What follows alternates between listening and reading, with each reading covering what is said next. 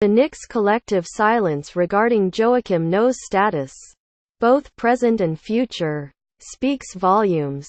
There is a long history in the NBA of head coaches and competitive players exchanging heated words, which appears to be the case with Jeff Hornacek and Noah. But something more had to go down in practice last Wednesday in Denver for the Knicks to send Noah home and give little to no indication whether he'll ever return. Did things get physical? There is talk among people in the organization that things got ugly that afternoon in Denver. Maybe Noah and Hornacek had to be restrained. It happens. Either way, Knicks president Steve Mills and general manager Scott Perry, the new regime that promised transparency, has remained conspicuously silent. It is somewhat reminiscent of last season when Phil Jackson refused to make himself available to the media when Derrick Rose went AWOL from the team.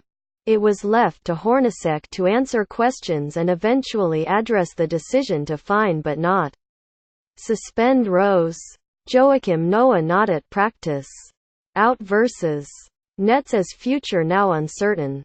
Scott Perry and Steve Mills have missed the opportunity to speak up and back their head coach. Seth Vinik, AP. If Noah has been fined or suspended, the Knicks are not saying. There seems to be enough evidence to warrant a one-game ban that would cost Noah, whom Jackson signed to a $72 million contract 2 summers ago, some money. It would also be a very public way for the front office to publicly show support of its head coach. Noah reportedly has looked better in practice, and even though his time in New York has been pretty much a disaster, the guy has a lot of pride. The fact that he wants to play as opposed to just collecting a paycheck says something. But there is a logjam at the center position, and if Hornacek decides that Enes Kanter and Kyle O'Quinn give the Knicks a better chance of winning, that's his prerogative. Joakim Noah's situation remains shrouded in mystery, and it's on the Knicks front office to offer some clarity. Jonathan Daniel, Getty Images. But the failure of the club to provide clarity with Noah's situation is a bad optic.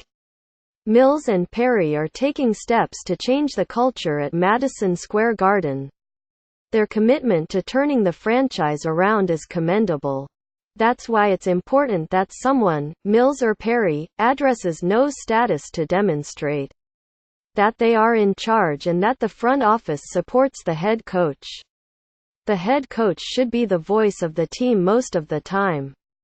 But there are certain instances when the front office needs to speak out. For example, the front office wasted an opportunity to publicly throw its support behind its franchise player last week after Kristaps Porzingis was widely criticized for sitting out Tuesday's loss to the Golden State Warriors. The reason was knee irritation. And that's fine. And whether that was Porzingis, the medical staff, the front office or Hornacek who made the call doesn't matter. Kristaps Porzingis wants Knicks to be buyers at trade deadline. What matters is that someone needed to publicly defend a player who was being called soft for not playing against Kevin Durant and the Warriors. Even Knicks broadcaster Walt Frazier, the Hall of Fame guard, questioned the move. That's his job. The job of the Knicks' top executives, who were with the team during the entire road trip, should be to provide cover for the team's best player. Something along the lines of, "This was a decision that we as an organization made because we're thinking about Kristaps' future. He wanted to play. But based on the information we received from our doctors, we decided that this was the proper course of action. He's as disappointed as anyone." Quote, "It's Jeff Hornacek's right to sit Joakim Noah, and he needs the backing of his front office." Kathy Willens, AP. Even that statement won't stop all the criticism. But it lets the player, in this case Porzingis, know that front office has his back. And considering Porzinger's obvious concerns with Knicks management, the moment was right for someone to say something. The same applies with Noah and Hornacek. This thing started last Tuesday in Oakland and carried over into Denver the next day. The Knicks have had almost a week to get their stories straight. Someone needs to start talking. Sign up for breaking news emails privacy policy. Thanks for subscribing.